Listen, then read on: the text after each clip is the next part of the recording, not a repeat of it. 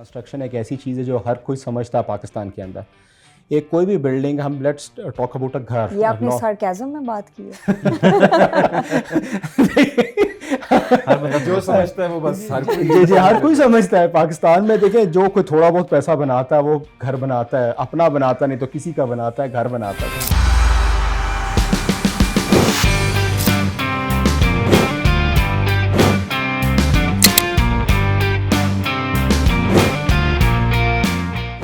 हमने जो पहले कॉन्वर्सेशंस की हैं और you know that areas that we have discussed previously, हमने बिल्डिंग कोड्स की भी बात की, हमने architects as influencers in this area की भी बात की, but maybe this particular area we have not been able to touch upon अभी तक। उसमें यह है कि जो एंड कंज्यूमर है, पहले भी हम ये वाली कॉन्वर्सेशन कर रहे थे कि एक आम आदमी को ये नीड रियलाइज़ कराने के लिए ऑफकोर्स उसे कोई बेनिफिट दिखाना पड़ेगा कि इसका क्या फ़ायदा हो रहा है। अपार्ट फ्रॉम द फैक्ट कि हम ये वाला लेंस यूज़ करें कि ऑन अ नोबल लेवल ये कितना ज़रूरी है, या on an environmental level, on a planet saving planet level कितना ज़रूरी है, या क्लाइमेट चेंज के जो इश्यूज़ हैं उस रेफरेंस में कितना ज़रूरी है। अगर इन सारी चीज़ों को एक मिनट के लिए we put them aside and just talk about कि व्हाट बेनिफिट इज़ आम आदमी achieving out of going for green practices या नेट ज़ीरो या एनर्जी एफिशिएंसी, इन सारी बातों से एक आम आदमी को क्या फ़ायदा हो रहा है? अच्छा, इस तरह के पाकिस्तान के पर्सपेक्टिव में I started with this some numbers because number crunching is important in this area, because once I do the number crunching part, so उसमें आपको पता चलेगा कि eventually क्या benefit एक आम आदमी को मिलता है। As I was earlier discussing with you, तो उसमें ये ऐसे है कि पाकिस्तान में जो इंस्टॉल्ड कैपेसिटी है बिजली की वो तकरीबन 41,000 मेगावाट्स है। हम सर्दियों के अंदर रफली 14 से 15,000 मेगावाट की पीक होती है हमारी, जबकि गर्मियों में ये पीक चली जाती है 31,000 मेगावाट्स में। So there is a difference of 16 से 17,000 megawatt, which if we translate into this into the type of usages, so substantial part of this search is contributed towards the heating loads, या जिसको हम कहेंगे ठंडा करने के लिए हम उस बिजली को यूज़ कर रहे हैं, एयर कंडीशनिंग में और इन चीज़ों के अंदर यूज़ कर रहे हैं हम लोग। अब आप जब इतने ज़्यादा लेवल पे आप चूज़ कर रहे हो तो एक कुछ और नंबर्स बड़े इंटरेस्टिंग है कि जो आपके NTDC और लम्स एनर्जी इंस्टीट्यूट ने एक पब्लिकेशन अभी रिसेंटली पब्लिश की है, जिसके अंदर उन्होंने बताया कि 53% of this usages is towards the domestic sector. अब आप ये देखें कि पाकिस्तान ने इस वक्त इस साल 2000 बिलियन रुपीस आपने कैपेसिटी पेमेंट्स में पे करने। सो इट डायरेक्टली ट्रांसलेट्स कि अगर आप इस साइड पर आते हैं कि आप अपने घरों को ठंडा या अपनी बिल्डिंग्स को ठंडा इनहेरेंटली रखें, जो एनवेलॉप्स जो बिल्डिंग का स्ट्रक्चर है, जब आप उसको ठंडा रखें, उसमें हीट गर्मी ना आने दें, तो आपके लिए जो फ़ायदा होगा वो ये फ़ायदा होगा आपके इवेंचुअली बिजली कम यूज़ होगी, आपके बिजली के बिल कम आएंगे।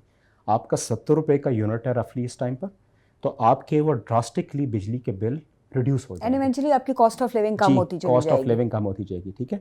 कॉज के लिए I can substantiate that cause with a lot of other numbers, but what a common man can get out of it is that their electricity bill is going to decrease substantially when they get their buildings cooler, जो कि materials को use करके किया जा सकता है, and then afterwards उसमें insulation materials आ गए जी कि building envelope में passive insulation टेक्निक्स यूज़ की जाएं।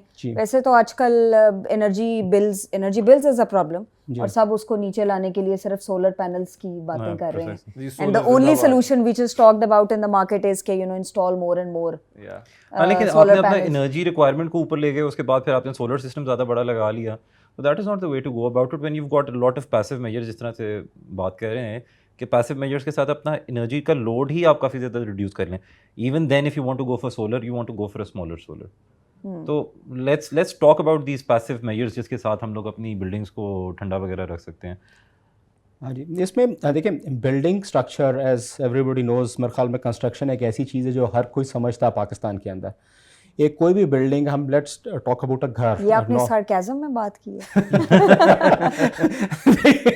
हर बंदा जो समझता है वो बस हर कोई जी जी, हर कोई समझता है। पाकिस्तान में देखें, जो कोई थोड़ा बहुत पैसा बनाता है वो घर बनाता है, अपना बनाता नहीं तो किसी का बनाता है, घर बनाता है, वो ऐसे ही है। तो अब एक आम बंदे को भी पता है कि बिल्डिंग को मैं I can use jargons, I can use some technical terms में, आसान लफ्ज़ों में बात करूँगा। घर में ईंटों की दीवार होती है, छत होता है, खिड़कियाँ होती हैं। यही तीन चीज़ें जो हैं वो बिजली के जो हीट, गर्मी के आपके कंडक्शन का ज़रिया बनती हैं, यानी कि गर्मी इनके थ्रू आती है। ठीक है जी, घर गर्म या खिड़की Heat के थ्रू ingress हो के रहा major है या sources दीवार पे धूप आपकी लगेगी तो थोड़ी देर बाद दीवार को हाथ लगाएं तो वो कितनी गर्म होती है। या छत से, जो अंग्रेज़ पुराने ज़माने के घरों में या आप जाएंगे बिल्डिंग्स में पंखा नीचे लटक रहा होता था बहुत नीचे, उसकी बिल्कुल। रीज़न यही थी कि टेक्निकली इट वाज अ छत गर्म। कन्वेक्शन करंट जो कि गर्मी को ऊपर आपका एक वो Trap करता वो था। बना कर रखता था, एक जो Layer है वहाँ लेयर पे। बना कर रखता था और नीचे वाली लेयर ठंडी होती थी। आप क्या वो इतनी छतें हाई तो रख नहीं सकते, cost of construction is too high. पंखा ऊपर लगा होता है, इतनी शदीद गर्मी फेंक रहा होता है, आपने एसी ऑन कर देते हैं और एसी चलते रहते हैं और वो ठंडा करते रहते हैं। सो देयर आर मेजर्स जो कि इन दीवारों को, छतों को और खिड़कियों को ठंडा रख सकें, और जो उनको ठंडा रखेंगे वो आपने एक दफ़ा करना है, घर के शुरू में करना है आपने, और वो घर जो है आपका ठंडा रहेगा for the rest of its service life. कोई घर मैंने आज तक गिरता हुआ कोई 30-40 साल के बाद ही देखे हैं जिनको गिरा कर उनको नया बनाया जाता है, तो 40 साल लाइफ होती है। सोलर की लाइफ तो 3 डेकेड्स तो कम से हाँ कम जी, आप जी। एक एवरेज लाइफ स्पैन एक घर जी, का जी। अज्यूम कर सकते हैं। तो आपकी एक वो अपफ्रंट इन्वेस्टमेंट है जो कि एक सर्टन परसेंटेज है, very it's not a substantial percentage, 10-12-15% के करीब आपने वो वैल्यू लगानी है जो आप रिकवर कर सकते हैं लाइक इन 6 to 8 ईयर्स के ड्यूरेशन के अंदर। तो उसमें आपकी कोई टेक्नोलॉजिकल एडवांसमेंट या कोई इम्प्रूवमेंट की रिक्वायरमेंट नहीं होती फ्यूचर में, या होती है तो बहुत कम होती है, मेंटेनेंस कॉस्ट बहुत लो होती हैं। आप उसके अगेंस्ट आप देखें जो एक्टिव मेजर्स में, या अगर फॉर एग्जांपल आप सोलर का प्लांट लगाते हैं या इन्वर्टर एसी लेते हैं, इन्वर्टर एसी की एक सर्टन लाइफ होती है, ठीक है, उसके बाद you have to get it replaced and there is a maintenance cost that is associated to it. Similarly when it comes to the solar part, तो इकोनॉमी ऑफ स्केल के साथ या टेक्नोलॉजिकल एडवांसमेंट्स के साथ वो चीज़ें भी चेंज हो रही हैं, उनकी एफिशिएंसीज चेंज हो रही हैं। सो आपको वो चीज़ें चेंज करनी पड़ती हैं। बट विद दिस थिंग, ये जो इंसुलेशंस की जो मैं बात कर रहा था, ये आपको once during the life span of the project कह लें, घर कह लें, आपको करना है, और आपका घर जो है वो ड्यूरेशन में वो ठंडा रहेगा। मई, जून, जुलाई में जिधर आप इतनी बिजली चलाते हैं, और जो सर्ज की बात कर रहे थे हमको 16-17 हज़ार मेगावाट जो हमारा डोमेस्टिक सेक्टर बिल्कुल। जिसका मेजर जो कंज्यूमर है वो लेता है, तो वो उसमें हमारा वो फ़ायदा देगी वो चीज़। So if it is such a simple thing, तो फिर क्या, what are those, you know, what is stopping us? क्या reasons हैं, क्या problems हैं कि हम, you know, we have not been able to move towards this idea? और जैसे आप कह रहे हैं कि हमारे यहाँ बहुत सारे लोग हैं जो कंस्ट्रक्शन से बहुत ज़्यादा ही वेल वर्स्ड हैं in multiple different you know capacities, फिर what is stopping them or all of us for that matter? हाँ जी, You wanna take इसमें इतने सारे रीजंस हैं प्रॉबेबली। एक जिसकी वजह से हम अगर किसी तरह एनर्जी एफिशिएंसी की तरफ कंस्ट्रक्शन इंडस्ट्री सेक्टर में आए भी हैं, तो हम एक्टिव एनर्जी एफिशिएंसी को हमने फिर अडॉप्ट कर लिया, लेकिन पैसिव एनर्जी एफिशिएंसी को नहीं किया। उसमें एक बड़ा मेजर रीज़न एक जनरल इनर्शिया है कंस्ट्रक्शन इंडस्ट्री के अंदर फॉर अडॉप्टिंग न्यू इनोवेशन या प्रैक्टिसेस। और ये न्यू नहीं है, हमारे लिए नहीं है, दुनिया में तो बहुत पहले से हैं, जिनकी वजह से जो स्टेटस को जिस तरह कंस्ट्रक्शन में बना हुआ है वो टूटता है। जब किसी को अपनी बिल्डिंग स्ट्रक्चर को थोड़ा सा भी चेंज करना पड़े, कोई मटेरियल में छोटी मोटी चेंज लानी पड़े, तो उसके लिए वो चीज़ एक इतना बड़ा इनर्शिया है, इतनी बड़ी रिलक्टेंस है आपके डिज़ाइन के अंदर भी, कंस्ट्रक्शन में, कॉन्ट्रैक्टर्स के, इवन मेसन लेबर में भी वो चीज़ें, वो टेक्नोलॉजी को अडॉप्ट करना, तो इसलिए वो ये चीज़ जो inertia है, ये isn't this very, you know, it just started off in the recent past. अगर आप बहुत पहले चले जाते हैं तो आपके वर्नाक्युलर आर्किटेक्चर में भी ऐसी बहुत सारी टेक्निक्स हैं where you know basic simple techniques were used and then good insulated buildings were produced. हाँ जी बिल्कुल और है। culturally relevant buildings were या climatically relevant buildings were produced. आपके पहले तो 18-18 इंच के ब्रिक वर्क्स भी होते थे, ऊंचे ऊंचे रोशनदान लगे हुए होते थे, घर इस तरीके से डिज़ाइन हो रहे होते थे कि वो नेचुरली कूल रखे जा रहे होते थे। बट क्या कहते हैं, अब आपको यही सारा का सारी चीज़ें you can do it with much less. आपको उतनी ज़्यादा कॉस्ट तो आप इनकर नहीं कर सकते कि आप इतनी बड़ी बड़ी दीवारें वगैरह बना सकें, but there are alternative materials जिनके साथ आप ये सारा कुछ कर सकते हैं. हैविंग सेड दैट, मेरे ख्याल से education is the right thing which is lacking यहाँ पे, कि जी आप R&D को एक्सेप्ट नहीं करते. वो जो इनर्शिया वाली बात है कि जी आप जिस तरीके से चलते जा रहे हैं आप उसी तरह मूव करते जा रहे हैं, and you not getting into the proper R&D कि यार ये चीज़ें किस तरीके से हम लोग को बेनिफिट करेंगे, किस तरीके से को हम लोग इस्तेमाल कर सकते हैं अपनी कंस्ट्रक्शन के अंदर, क्योंकि पूरी दुनिया में तो ये सारा कुछ हो रहा है. हम लोग तो अभी क्या कहते हैं नॉन सस्टेनेबल इंसुलेशन मटेरियल्स को नहीं बीच में इंसर्ट कर सके, दुनिया तो सस्टेनेबल इंसुलेशन मटेरियल्स की तरफ चले गए हैं. हम लोगों को ये सिंपल जिसको थर्मोपोर आम जुबान में कहते हैं, जो एक्सट्रूडेड पॉलीस्टाइरीन हो या एक्सपैंडेड पॉलीस्टाइरीन हो, इसकी आर वैल्यू होती है, आर वैल्यू जितनी कि हीट उसने अपने में से गुजरने देनी है, कितनी हीट को वो रोकता है. तो अगर उसकी बात करें तो 2 इंच की थर्मोपोर अभी बता रहे थे कि जी 5 फुट की दीवार के बराबर इंसुलेशन प्रोवाइड करती है. तो हम लोगों को ये चीज़ें अगर अंडरस्टैंड करेंगे तो हम लोग इनको बीच में इंसर्ट करेंगे ना. हम लोग तो उसकी तरफ जाते ही नहीं. हम लोग ना R&D को एक्सेप्ट करते हैं, ना कंस्ट्रक्शन मेथोडोलॉजीज़ को अपडेट करते हैं. वही बात जो मैं जिस पे थोड़ा सा वही था कि हमारे लिए ये चीज़ें मुश्किल लगती हैं. देखिए हम लोग वो हैं कि घर पहले बनाएंगे, उसको तंदूर बनाएंगे, अब उसको फिर उसे ठंडा कैसे ठंडा करना करेंगे. है. सो जो एक लॉन्ग टर्म विजन होता है या एक पॉलिसी होती है, और स्पेशली ये इन चीज़ें कॉन्सेप्चुअल डिज़ाइन स्टेजेस में आ जानी चाहिए कि आपकी बेसिकली डिज़ाइन की रिक्वायरमेंट क्या है, आप इस घर में रहना चाहते हैं, आप करना क्या चाहते हैं इस घर के अंदर. तो हम लोग उन चीज़ों में नहीं जाते. ये हमारी बड़ी टिपिकल एक सोच है, मतलब विद ऑल ड्यू रिस्पेक्ट, लेकिन ये अनफॉर्चुनेटली हमारे अंदर एक फैली हुई सोच है. हम लोग सड़क पे जाते हुए बाइकर्स हेलमेट नहीं पहनेंगे. वो जो प्रिकॉशन है वो सेफ्टी है. तो बेसिकली इंसुलेशन क्या है, ये this is a safety against foreign या आपकी आउटसाइड आउटडोर्स की जो वेदर के इम्पैक्ट्स हैं, उससे एक सेफ्टी है. हम वो नहीं लेते. हम पहले उसको अंदर घुसाते हैं, फिर कहते हैं इसको क्या करें. तो ये एक बेसिकली पूरी हमारी साइकी का मोर एक गेम है. Reactive than proactive. जी बिल्कुल सही लफ्ज़ है. तो वो इसी तरह हम रिएक्ट करेंगे. अपनी पॉलिसी डिसीजंस में भी हम रिएक्टिव होते हैं. हम अपनी एनर्जी फ्यूल मिक्स हमारा क्या है, उस वक्त भी एक बहुत अच्छा चांस होता कि जब हम अपना फ्यूल मिक्स डिसाइड कर रहे थे on the policy making government level की बात कर रहा हूँ, लेकिन नहीं किया. तो हम शॉर्ट टर्म में जाएंगे और वो देखेंगे. तो अब तो I think even active energy को अडॉप्ट करना भी इतना आसान नहीं है. I think the future is passive energy की इनकॉर्पोरेशन, एनर्जी एफिशिएंसी मेजर्स की इनकॉर्पोरेशन, जिस पे आज सारी हम डिस्कशन भी कर रहे हैं. और उनको हम कैसे, जिसमें insulation is the bread and butter. How do we insulate it, how well we insulate it, and we don't over insulate it, because over insulation incurs a cost on the project which is of little to no use in the actual energy efficiency और energy जो आपका पूरा structure है of the building, उसमें वो impact नहीं करता. इसके अलावा मैं जो आपकी बात को सपोर्ट करते हुए चीज़ कहूँगा, एक जो एस्पेक्ट इसमें ये है कि जब आप एक्टिव सिस्टम्स में जाते हैं तो there are big conglomerates or big companies, corporates that who are behind this whole thing. They have lots of marketing budgets. For example, consider an air conditioning brand. So that air conditioning brand is going to invest heavily on the marketing part. So what marketing does is they are going to create a perception that this is the solution for this thing.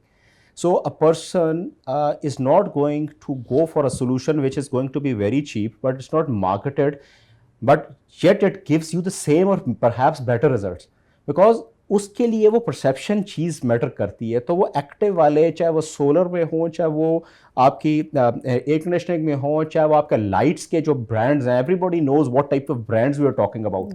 तो उनकी marketing जिस वक्त वो अपना एक product launch करते हैं और उसके पीछे मार्केटिंग होती है, उसके पीछे एक डोमिनो इफेक्ट होता है कि सारे के सारे उसी तरह उसके पीछे जाते हैं.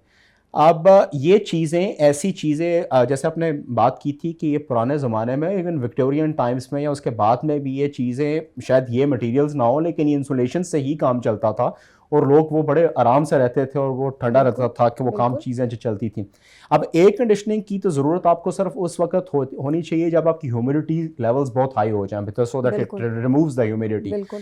उससे पहले आपके क्यों बिल ज़्यादा आए, आपकी क्यों आप एयर कंडीशनिंग के ऊपर आप जाओ. तो वो चीज़ों के अंदर अगर आपका बिल्डिंग एनवेलप या जो बिल्डिंग स्ट्रक्चर है, जिसको एनवेलप आसान लफ्ज़ों में आपके दीवार, खिड़की और आपका छत, वो अगर इंसुलेटेड है, यानी कि उसके अंदर से गर्मी पास आराम से नहीं कर सकती, तो it is something wise to do. I mean, you don't need to take $1 million pen into space if you can work with a simple lead pencil. तो Absolutely. ठीक है जी, तो हमें एक Absolutely. सिंपलर सॉल्यूशंस की तरफ जा मुझे रहे हैं. मुझे ये बताएं, बिल्डिंग ऑन द सेम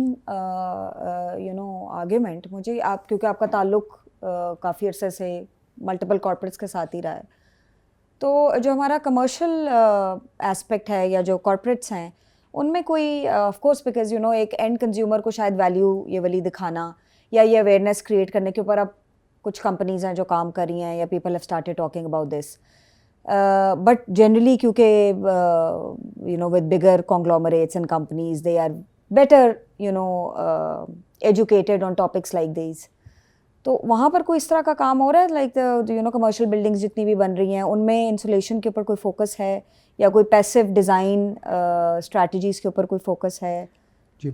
या कोई इंसुलेशन स्ट्रैटेजीज़ के ऊपर फोकस है, कुछ कर रहे हैं? जी, रिसेंटली पाकिस्तान में जितने भी आपके कॉर्पोरेट्स हैं, अगर फॉर एग्जांपल वो फाइनेंसिंग ऐसे इंस्टीट्यूट से ले रहे हैं जो कि इंटरनेशनली अलाइंड है विद जो इंटरनेशनल जो विजन बिल्कुल सही है, है। लाइक जो कि आपकी कॉन्फ्रेंस ऑफ पार्टीज़ 28 में भी बताया गया, या आपने फॉसिल्स से दूर जाना है, अगर उस चीज़ के साथ अलाइंड है तो yes it is there. But the problem is कि जितनी भी कॉर्पोरेट्स हैं उनका अगर for example if they are not associated और इफ़ देयर जो earning line is not the construction sector, then what happens is they are banking on consultants. ठीक है, अब नाउ द प्रॉब्लम इज कि हाउ एजुकेटेड और how cognizant these consultants are related to this issue. ठीक है, अब consultants या तो इसको अपनी कॉज बना लेते हैं, कॉज बना के इस चीज़ को एक डिफरेंट वे में पोर्ट्रे करते हैं जिससे एक ट्रस्ट लेवल का एक डेफिसिट बनना शुरू हो जाता है, या फिर सर्टन टाइम्स ऐसे होता है कि उस कंसल्टेंट को ही नहीं पता होता और वो क्या सिचुएशन चल रही होती है, वो अपफ्रंट कॉस्ट के ऊपर अब थोड़ा सा एक जार्गन यूज़ करना पड़ेगा मुझे, there is a total cost of ownership and then there is an upfront cost. Upfront cost में कहे कि जी ये चीज़ तो इतने की बन जाती है, आपने इतने की बनवा दी उठा के. So our consultants shy away from doing the life cycle cost or life cycle जो है ना आपका analysis, cost analysis या total cost of ownership, they do not do that.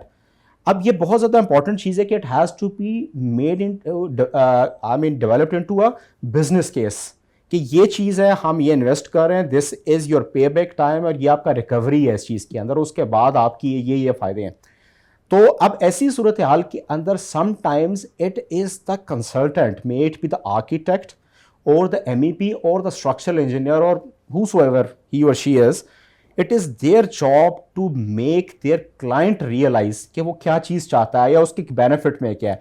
So corporates के अंदर अगर होगी भी तो उनका line of business, for example if it is that corporate is into the manufacturing sector, तो वो मैन्युफैक्चरिंग के अंदर परहैप्स चले जाएंगे, वो ये सब चीज़ें फॉलो करेंगे. ठीक है, वो अपनी सप्लाई चेन्स को भी उस तरह अलाइन कर लेंगे, but when it comes to their development of facilities तो वहाँ पर शायद वो मार खा जाएंगे क्योंकि ये उनका फोटे नहीं है. So they are counting more, banking more on the consultants.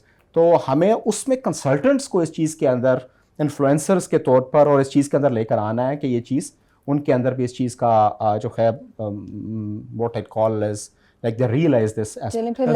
Let's focus on the consultants. जी consultants. कंसल्टेंट्स नहीं, हम लोग तो ये काम कर रहे हैं. हर दफा मार खाते हैं कंसल्टेंट्स हमारी हर एपिसोड में.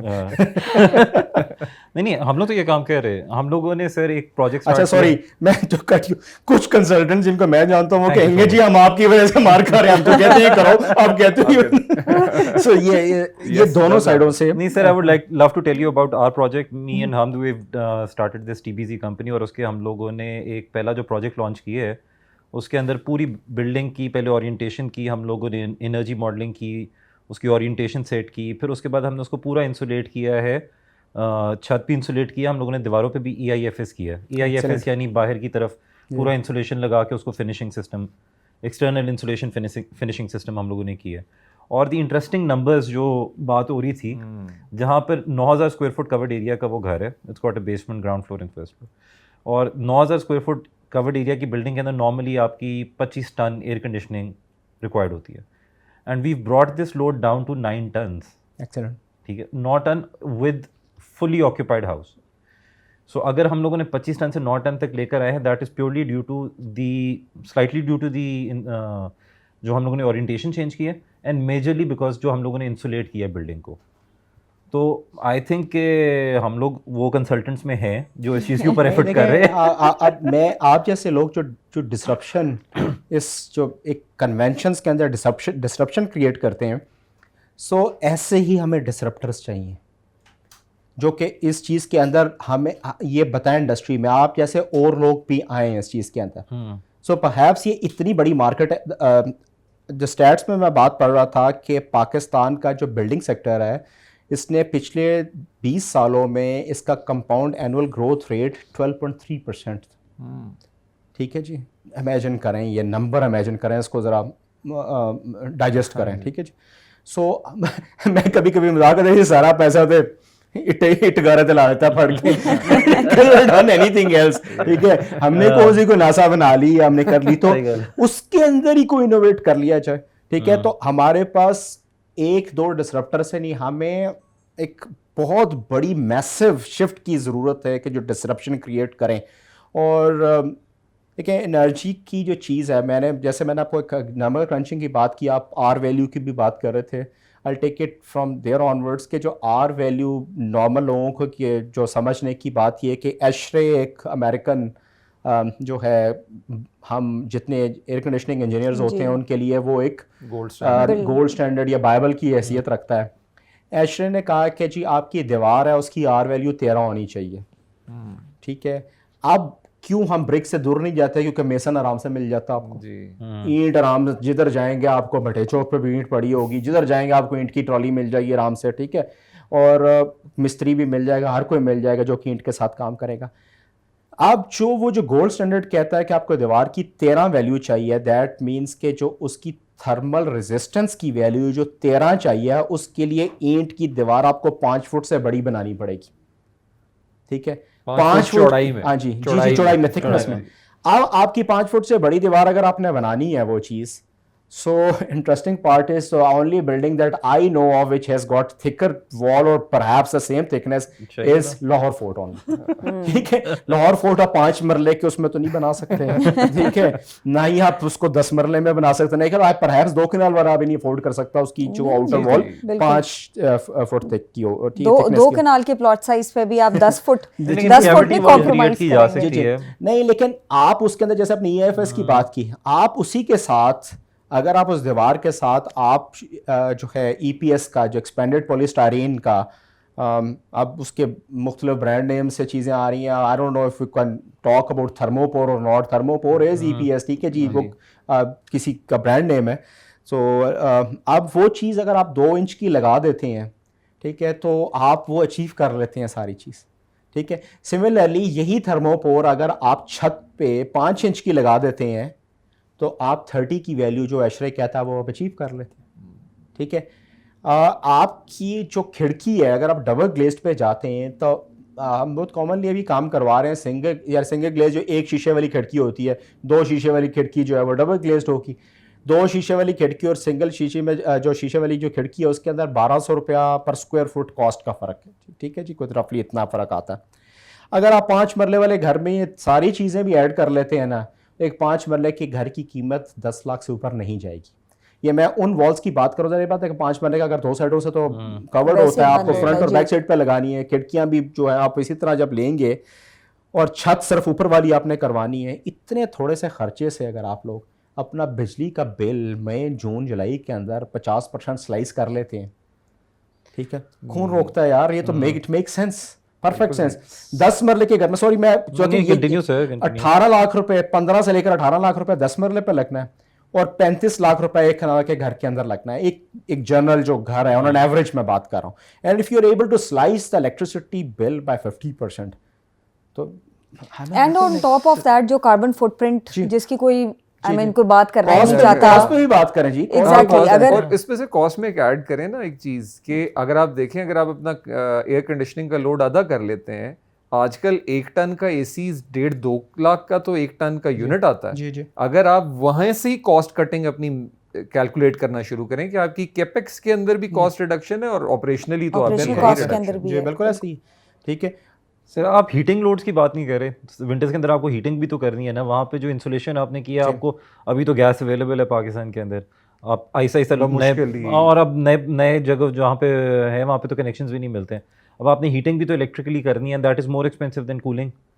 तो वो जब भी अगर आप आपके अपनी बनाई हुई हीट को घर में से वेस्ट कर देंगे, इंसुलेट बाहर नहीं निकाल करेंगे, तो देंगे। आपको दोबारा हाँ जी। हीट करना पड़ेगा या अनकंफर्टेबल रहना पड़ेगा। जी बिल्कुल है। तो आई थिंक ये गोज ऑल ईयर राउंड, ये सिर्फ 3 महीने की बात नहीं नहीं है। नहीं, मैं 3 महीने तो मैं इसलिए बात क्योंकि कर रहा पीक हूँ। लोड्स हैं Peak वो। load। देखिए मैं वो 3 महीने की इसलिए बात कर रहा हूँ कि आपके जो मैं ना विज़-वी एक्टिव सिस्टम में अगर मैं सोलर पर चला जाता हूँ, solar give its peak output during these months, मई जून बिल्कुल, जुलाई, ठीक है जी, जब तक बादल नहीं आता उसके बाद तो वेरिएबिलिटी स्टार्ट हो जाती है उसकी। It's a good reference to ठीक है, मेजर मैंने के उसके लिए नहीं, सही, रेफरेंस के लिए बिल्कुल सही, किया। agreed। अच्छा सोलर भी ऑब्वियसली आपको पूरा साल फायदा दे ही रहा होता है इन वन वे और द अदर, मगर जो जो उसका कंपैरिजन है, सोलर ने आपके अगेन उसकी मेंटेनेंस कॉस्ट है, उसको आपने कुछ अरसे कब उसको पुर्जा चेंज हो, उसके बाद आपने देखना है जी आज से 4 या 5 साल के बाद जी मेरे किसी दोस्त ने लगाया, उसने तो इतने का लगवाया, उसकी तो एफिशिएंसी इतनी ज़्यादा है। मैंने इसको हमने ग्रो करते देखा है इस चीज़ को, इकोनॉमी ऑफ स्केल के साथ वो चेंज हो रही है।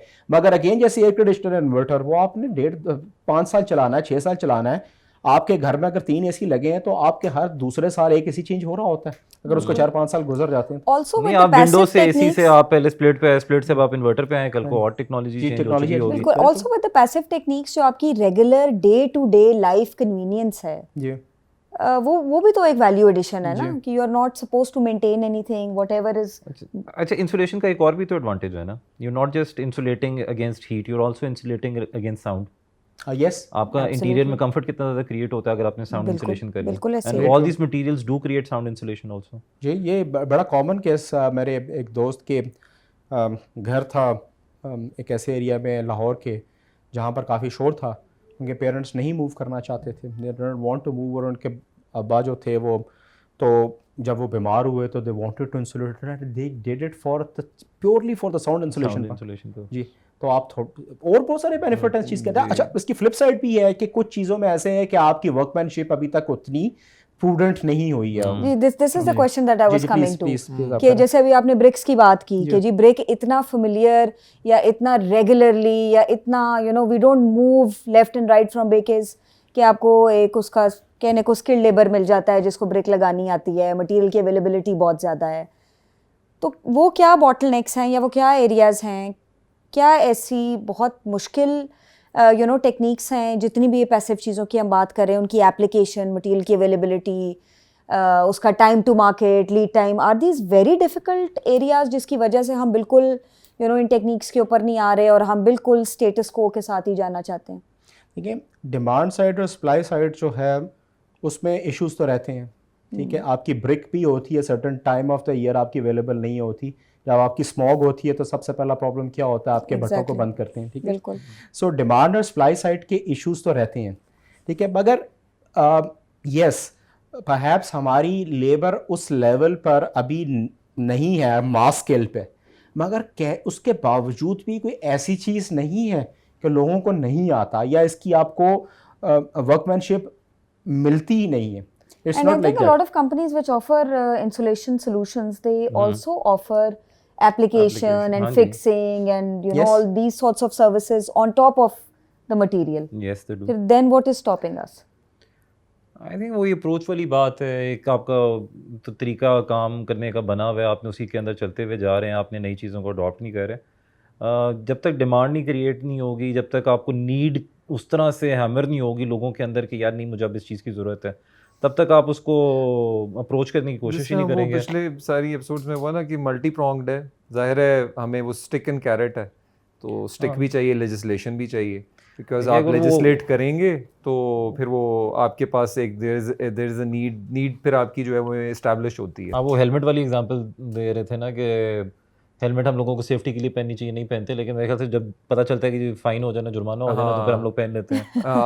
आगे नाक पे That also happened with the seat belts. So this is- Especially the driver side seat belt, although सबको ही लगानी चाहिए for safety. ये But वही जब वो तक उसका precaution- legislation नहीं आया, उसको enforce नहीं किया गया, तब तक nobody was putting on seat You need belts. incentives, या फिर आपको थोड़ा सा डराने की ज़रूरत है या फिर इंसेंटिवाइज करने की ज़रूरत है, दोनों में से एक चीज़ करनी पड़ेगी। ये वही मल्टी प्रोंग्ड है, आपको लेजिस्लेशन भी चाहिए, आपको कंसल्टेंट्स ऑन बोर्ड भी चाहिए जो कि इसकी टेक्निकलिटीज़ को समझते हो, वो इसके लिए वर्कफोर्स तैयार कर सकते हों, वो मटेरियल्स की अवेलेबिलिटी इंश्योर करवा सकते हों, क्योंकि सप्लाई चेन मटेरियल सप्लाई जितने भी कंस्ट्रक्शन मटेरियल्स हैं वो they work with what is being demanded by what is being asked by the consultants and the builders and everything. तो वहाँ से भी जब ये चीज़ जनरेट होगी तो सॉल्यूशंस हैं वो सामने आना शुरू होंगे।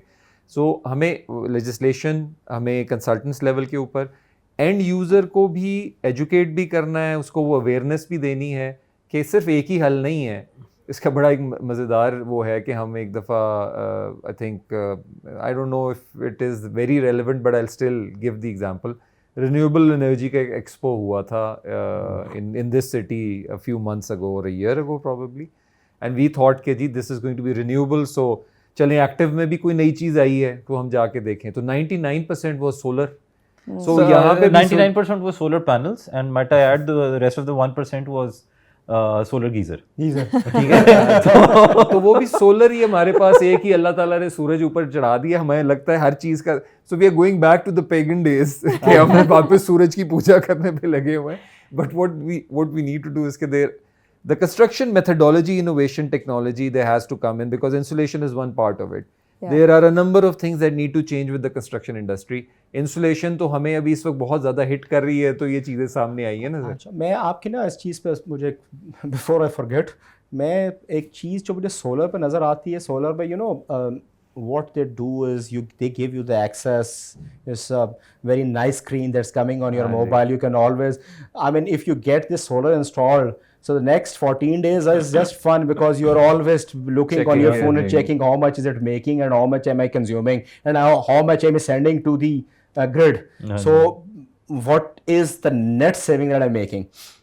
अब जब आप ये दीवारें बनाएंगे, दीवारें शारे बनाने के बाद, सब कुछ करने के बाद, I mean insulation is not going to tell you कि जी मैंने कितना सेव किया, ठीक है, it's not going to tell you at all.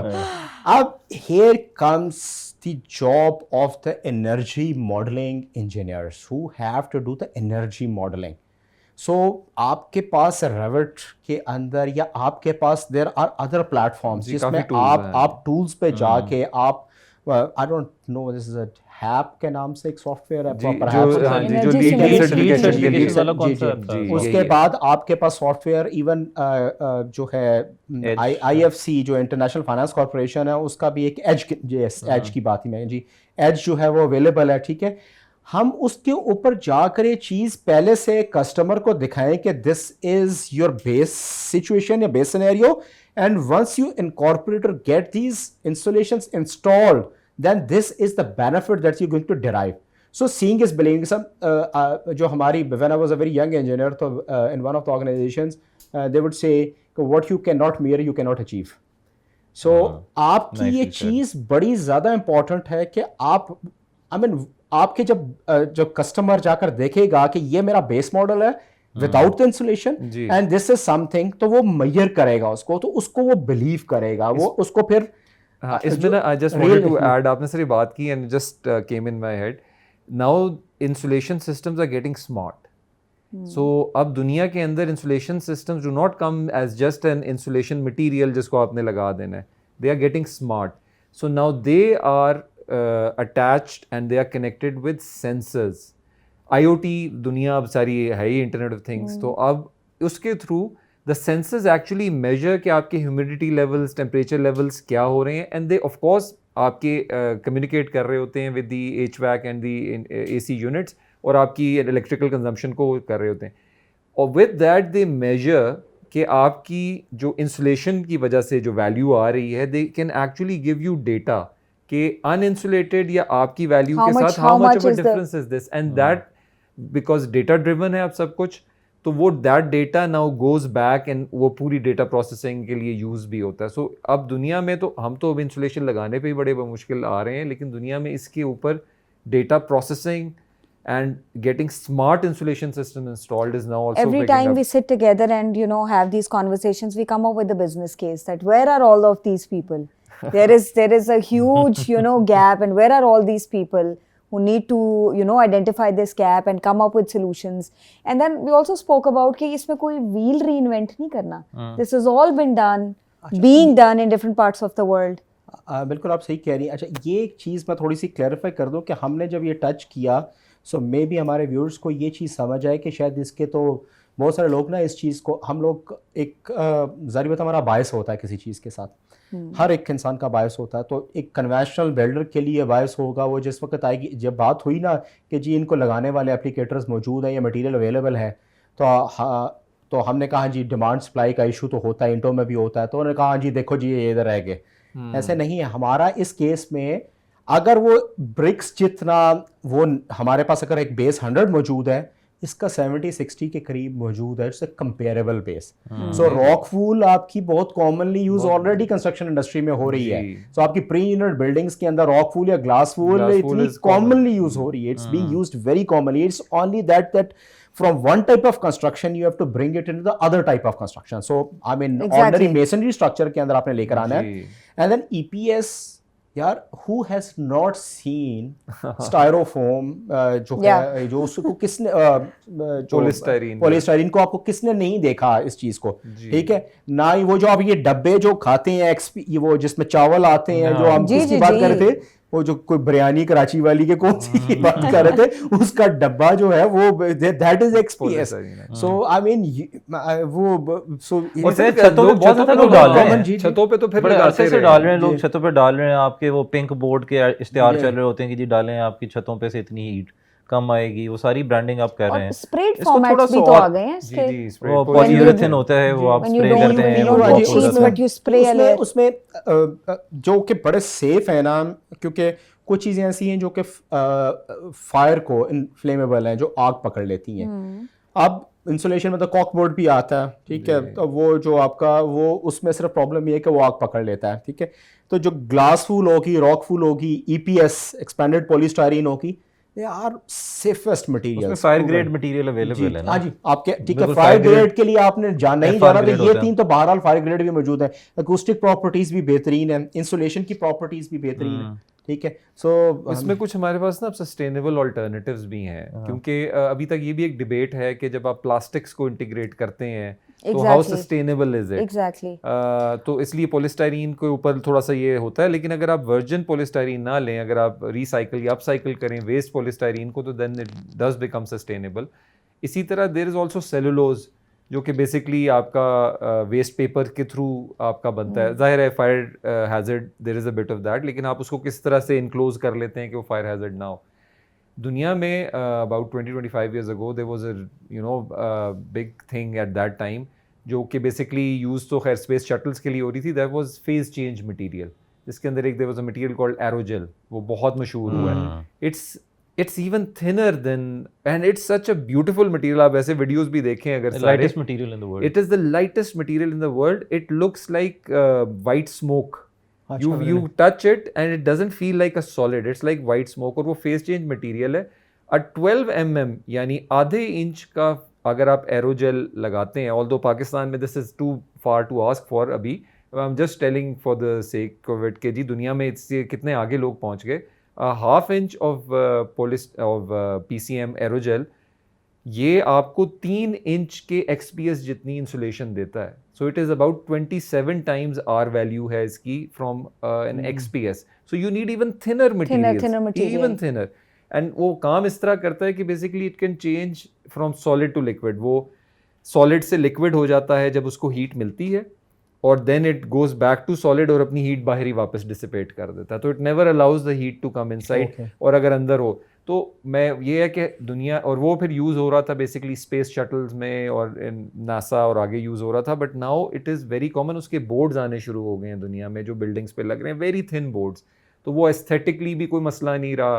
वो जो एक बड़ा इशू होता है कि जी बाहर अब थर्मोपोर है तो या माय अपॉलॉजीज EPS है, तो अगर उसको आपने किस तरह से फिर कवर करना है वो मसला भी नहीं होगा। But there are many different examples in the world where the architects have designed the skins and everything, whereas the structure और डिज़ाइन को इस तरह engage किया हुआ है। कई जगहों को पे ऊपर तो आपका पूरा प्लम्बिंग सोल्यूशन जो है वही पार्ट ऑफ elevation है। It's all about how you look at it from the design lens and come up with the solution.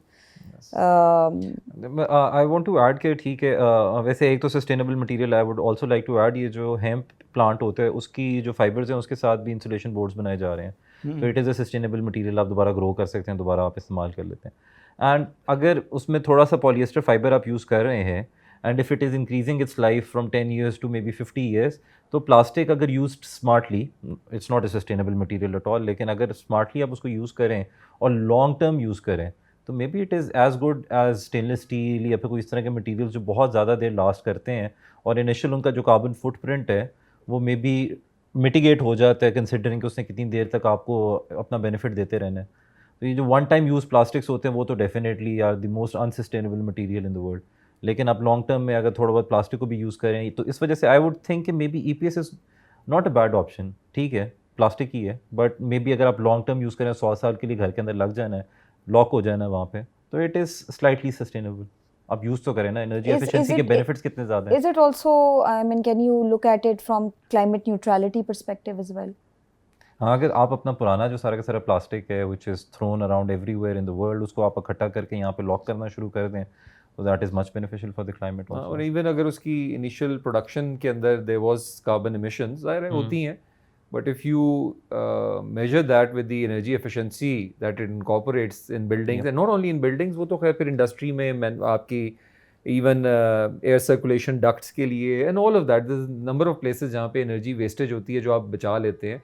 और अगर आप उसको देखते हैं कि how much energy is being saved and specially if that energy is being created through fossil fuels, तो आप तो कार्बन मतलब न्यूट्रल नहीं है, आप तो यू कार्बन नेगेटिव हैं, you actually locking up carbon with back rather than exposing it to the air. इसके साथ एक चीज़ कॉज को भी डिस्कस करना ज़रूरी है क्योंकि जितने लोग अगर हम कैप्चर करने में कामयाब हो गए तो कॉज को प्रमोट करना इज़ वेरी इंपॉर्टेंट। उसका एक एस्पेक्ट थोड़ा सा लॉन्ग टर्म में, मगर this also I mentioned earlier कि हम ज़ाहिर बात है सारा जो बिजली है हमारा जो मिक्स एनर्जी का वो almost more than 65% comes from the fossils. तो हम जो एक हमारा बेस लोड है जो कि हमारा उतना तो रहता ही है, और ये सर्ज आती है तो उसको I believe if I am not wrong it's close to 30 terawatt hours के करीब जो है ना हमारी बिजली का है, जो कि हमारी वेरिएबिलिटी की जो बेस लोड के ऊपर की डिमांड है वो एक चीज़। अब वो जो हमारे फॉसिल फ्यूल्स पे, जो कोल पे, जो हमारे गैस पे या किसी और फ्यूल के ऊपर डीजल पे अगर हमारे जो पावर प्लांट्स चल रहे हैं उससे जो हमारी कार्बन एमिशंस, जो कार्बन हम एनवायरनमेंट में फेंक रहे हैं उसका एक हमारी इकोनॉमी के ऊपर, जिसको हम सोशो इकोनॉमिक फैक्टर कहते हैं, उसके ऊपर बहुत बड़ा इम्पैक्ट है जिसकी that is close to $2 billion fiscal year 2023 के अंदर ये $2 बिलियन के करीब ये वैल्यू है। अच्छा, और $2 अरब का मतलब ये सोशल इकोनॉमिक अगर हम समझाना चाहें तो लोगों को कि आपकी कॉस्ट ऑफ लिविंग एक सर्टन सोशल सोसाइटी में रहने की क्या होगी। फॉर एग्जांपल अगर मैं लाहौर में रह रहा हूँ तो मुझे एक्सेप्ट करना पड़ेगा कि अगर स्मोक का जो फैक्टर है जो कि 3 या 4 महीने रहता है उससे जो मेरी बीमारी का खर्चा है, मेरी जो फॉर एग्जांपल मेरा जो डिले का फैक्टर है, मैं नहीं जा पाता है, मेरे बच्चों की जो तालीम खर्च होती है उसको अगर हम कॉस्ट में ट्रांसलेट करें, या जो फसलें जो आसपास होती हैं वो चेंज होती हैं, या उससे जो पावर्टी बढ़ती है कि अगर अनएम्प्लॉयमेंट बढ़ती है स्मोक की वजह से, जैसे फॉर एग्जांपल आप भट्टों को ही ले लें, भट्टे बंद हो जाते हैं उससे अनएम्प्लॉयमेंट का फैक्टर आएगा, या और भी लोगों को चीज़ें आएंगी तो वो फैक्ट्रीज भी बंद होती हैं। हम $2 अरब का नुकसान हमने 2023 में सिर्फ फॉसिल फ्यूल्स की जो कार्बन एमिशंस का जो पार्ट है उससे हमने उठाया। तो हमें दिस इज समथिंग कि ये वो पैसा है जो कि हमें हमारा पैसा eventually we are losing it. हाँ, अगर आज ये पैसा हम $7 अरब के लिए हम IMF के साथ 3.5 साल की कर रहे हैं तो practically speaking what it is actually $2 billion का हम अपना फिस्कल डेफिसिट को करने के लिए कर रहे हो। और एक तरफ हम जानते बूझते हुए हम उस कॉस्ट पे, क्योंकि वो कॉस्ट नज़र नहीं आ रही, ठीक है, वो हमारी जेब से डायरेक्टली नहीं निकल रही, जी, तो हम खुशी खुशी देने को तैयार हैं। मुझे सेंस की समझ नहीं आती, so we need to see this thing also. You know, this answers the questions where we started off, this conversation today, कि एक आम आदमी की ज़िंदगी पे क्या फ़र्क पड़ रहा है। और I mean, इससे ज़्यादा how do we, get deeper into the details of the amount of money that a regular man living in Pakistan has to invest, because we are not sensitive to a lot of things which requires a little bit of effort, a little bit of education and focus and वो जो positive action की बात है कि एक positive action की ज़रूरत है in the right direction and there is a lot of cost saving that we can do. There's a lot of energy saving that we can do, and at the end of the day, as we always since the times that we have started discussing on this topic, okay, we don't have a planet B. And we certainly don't have another Pakistan. So Yes, there is no planet. At least for four of us, there is no other planet. वो movie देखी भी आपने? कौन सी movie है? That's I always see that 2012, I believe. 2012 वो जिसमें सारा कुछ तबाह हो जाता आज है. उसमें वो आँख बनाते हैं. They don't go to another planet, by the way. ठीक है ना? लेकिन द थिंग इज सर्वाइवल के लिए, तो सर्वाइवल के लिए जो ह्यूमन स्पीशी के लिए जितने लोग चाहिए और जितना पैसा वो देते हैं, I don't think we don't have that type of money.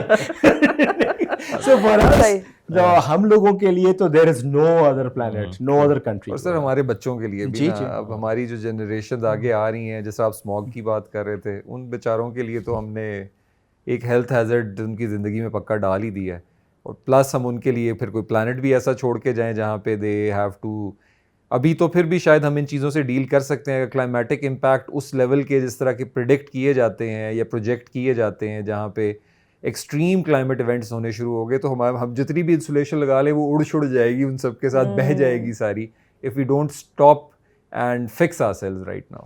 एक On this grim note, नहीं इतना Not on grim grim. नहीं. इतने grim note के ऊपर हम लोग नहीं, show grim end note करें. नहीं. मैं I may be perhaps I may be able to infuse some sort of enthusiasm towards Please that. do, sir.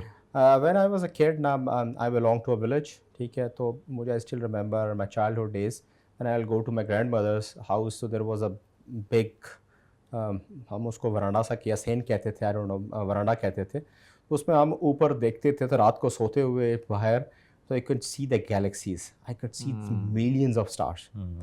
So when I tell my kids, I mean, it's not far back. I mean, I'm 45 right now. तो आप देखो कि आज से 35 years पहले, which does not look like a very long period.